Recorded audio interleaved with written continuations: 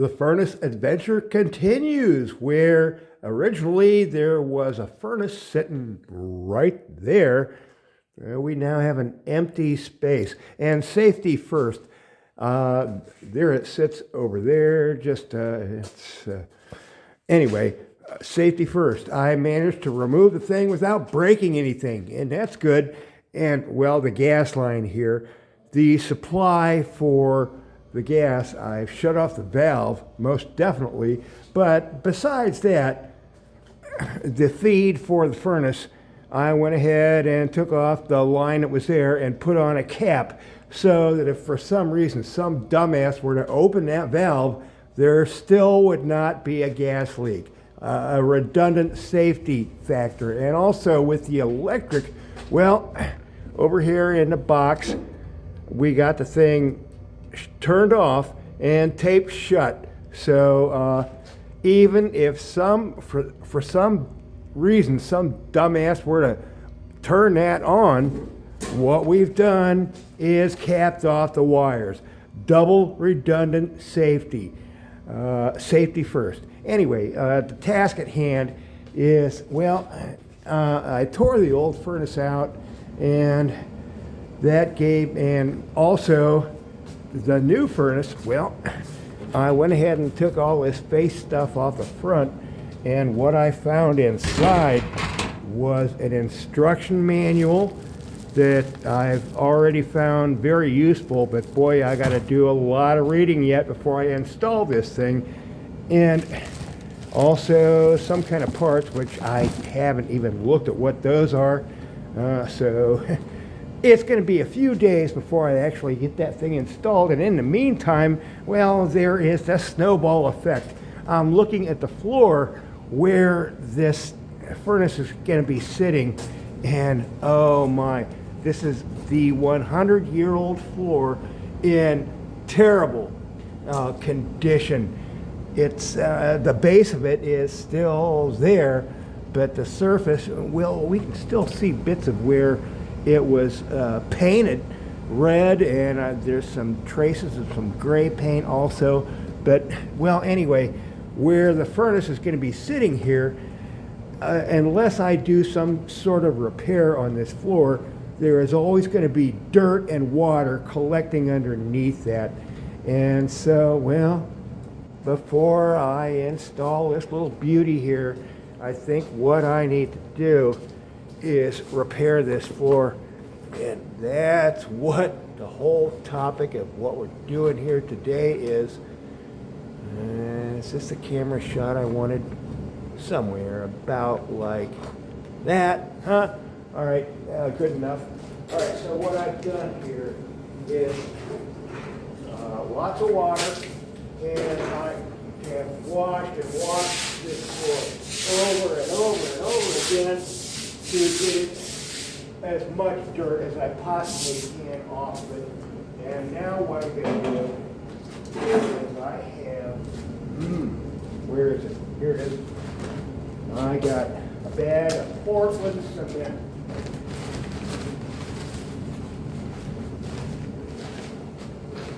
think I got a little tissue thing in here.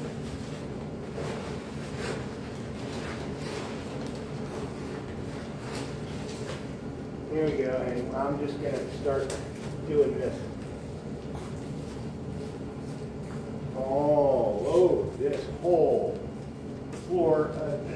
My quest for a dry floor somehow has, first I have to suffer with getting the floor more wet and doing all this stuff here. And I prepared a reasonably good-sized area to do my repair.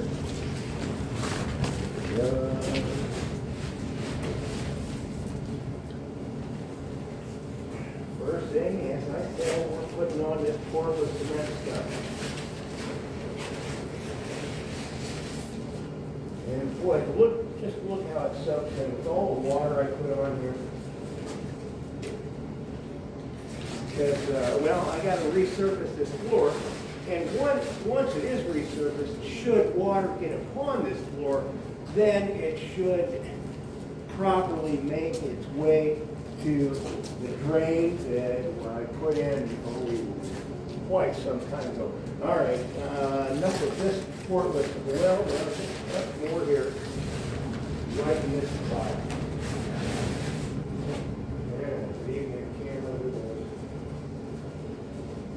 And that is a scope of work for this. I won't even cover that much in the entire video. Now, next up, we got a brush. I'm just gonna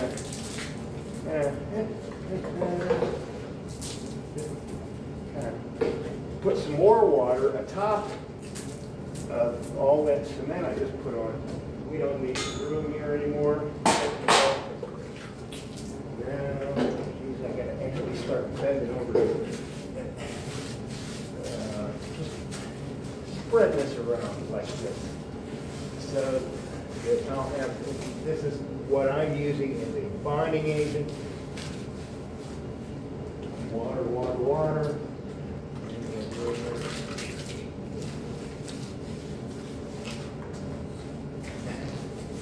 And as I make my way to, put this down for a moment, you can see there's some bricks here. Now, when this house was built, a tiny bit of history on this basement floor. What's in camera?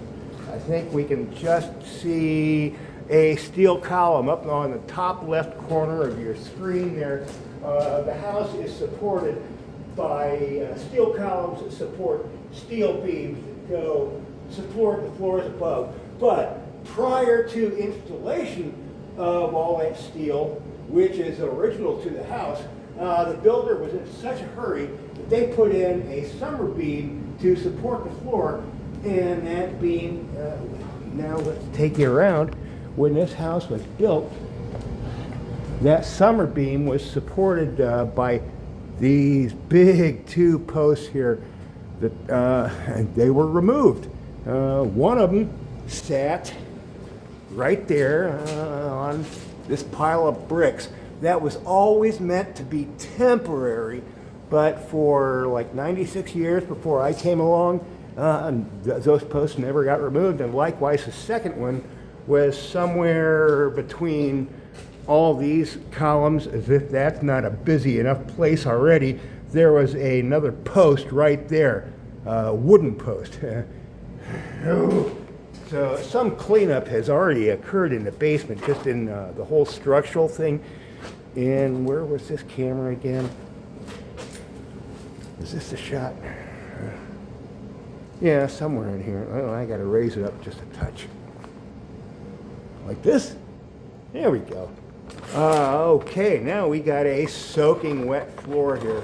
What a mess. And I put all that cement on it. Nothing but cement, which now you can see I'm not stepping there. I'm just taking a brush and spreading it around like so. And this is all in preparation for standing water. The next thing I'm going to do, I need a new surface on this floor. So it'll all be nice and smooth and even. So, all right, enough of that. So what we're going to do here is, I got Quick Mason, just plain old mortar, and I'm going to throw some in the wheelbarrow.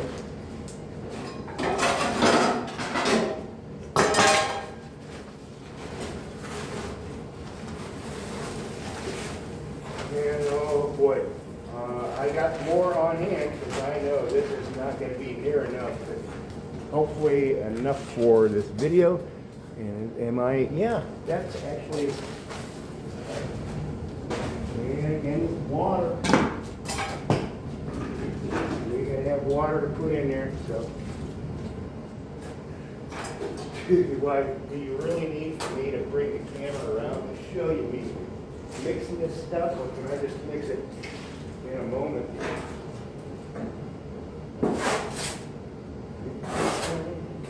I gotta bring you around. I can't do it that fast, so let's move the camera over to here and swing it down, and you get to watch me mix this stuff. How do I do this? So it's kind of dry. I add the water slowly. I don't put it what I think is going to be all the water I need all at once. Instead, I add a little bit at a time, and I keep turning it around with my trowel. It's certainly not enough yet. And more water. Now that's perhaps too much at this point. Get over here and mix.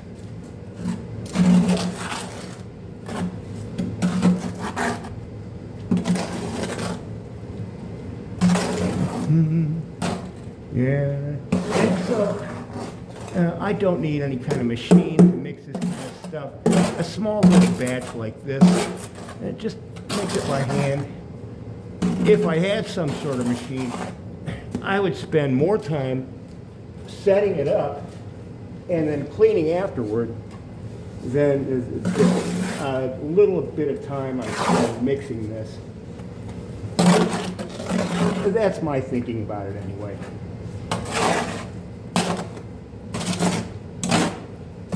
So mixing, left it on.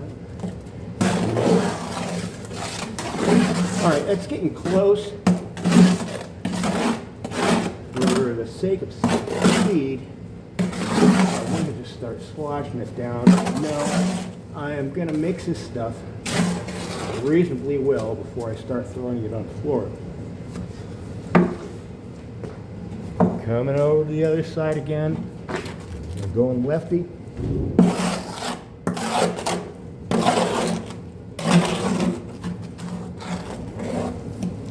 And I got one little dry spot there yet.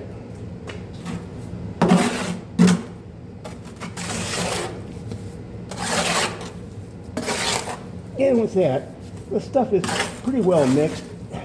So what I'm going to do is throw it on the floor. And let's back you up again. You're going to go here, somewhere like this. Yeah, that's it. Close enough. And good job.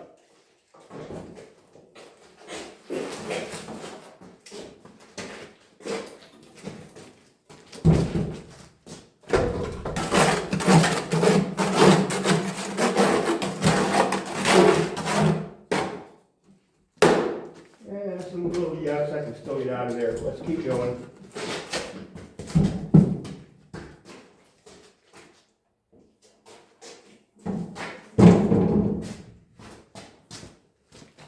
Something I want to do at this point is have some kind of something to kneel upon, so I'm not in that stuff. For that matter, did I have? All right, better than nothing. An old furnace filter, and then this. Let me just kind of spread this around like this. All over. And I took a level and checked. Well, this trowel's not going to get it. What I need is my float. And if I just even things out from point A to point B, it will be level or slightly sloping towards the drains. And that's what I need for this floor. All right, what I'm noticing through here is it's going to need some sort of more fill than just the mortar. Some sort of aggregate I would like to have. So what I'm going to do is I got a bag of concrete mix, your standard 60 pound. Just going to put a little of that in the wheelbarrow.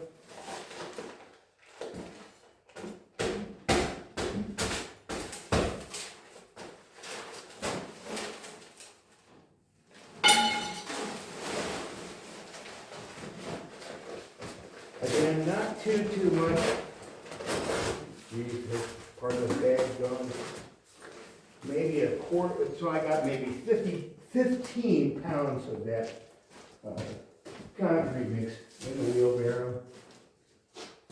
Ooh, let's do that mixing thing again. So, here we are. We'll bring you over here. And there it is. We're going to add some water to it. Like that. Gonna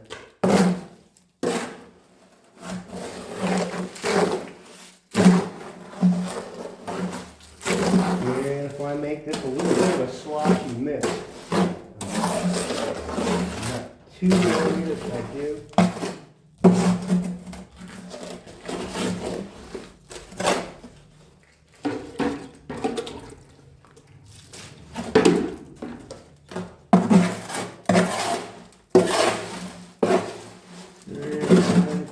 Here, well, we're in the basement, and I can't do too much better on the lighting than what we got. So,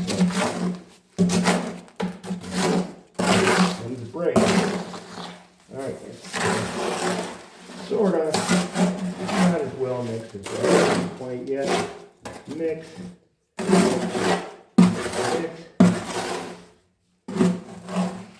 And for those who saw yesterday's Halloween video, yes, I did in fact mash this finger right here. And boy, I actually had managed to have blood squirting out. Just a perfect treat for Halloween. And well, today it's sore, but doing well. And when that's about mixed up well enough there on that. And what I'm going to do with this is just dump it back over this way. And we're going to dump this stuff in. See what happens. I need a level floor. Or a floor that slopes towards the drains.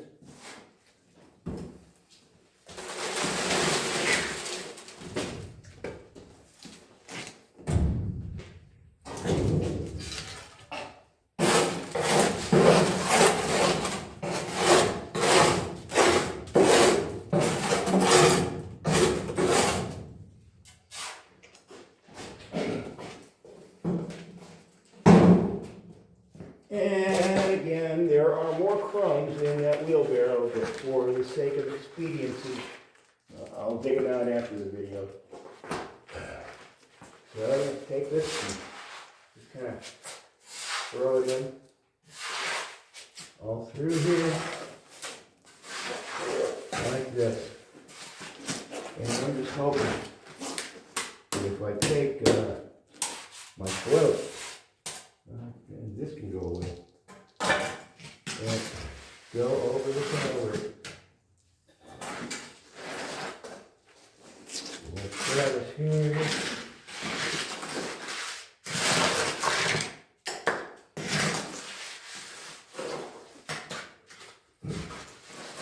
And something I will do, I have not prepared for this video, but I will run a screed across here to make it more even.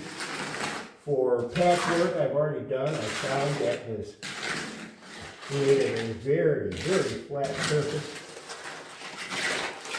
You know what? I'm going to find a screed for this video because I'm so close already. This is amazingly better than what I just had. All right. And I'll point out, I put that cement stuff way out to here in the finishing process. I kind of expect to be way out there before I'm done. So I showed you these bricks here. The objective is to come just below them. And you can see that concrete I threw in here that kind of go with the mortar is it's just kind of disappearing into the hole just like that. And we're going to go way over here. And I suppose underneath the other furnace, I'm going to have to do some sort of repair there. But, well, when it comes to this floor repair thing here, before I put this furnace in, well, I want the floor underneath it to be in good condition so that I don't have the same kind of rust problems that sort of, well, floor repair got to be done. And then once I get this all in, I'm going to let it cure for a couple of days before I actually set that furnace. Well, certainly I have a lot more evening out to do with this and a lot more fill around the edges. I'm going to keep going on this for a couple more hours in the finishing process. Well, it's probably going to be 8 hours from now before I put the final trowel on. So it's going to be a long one tonight.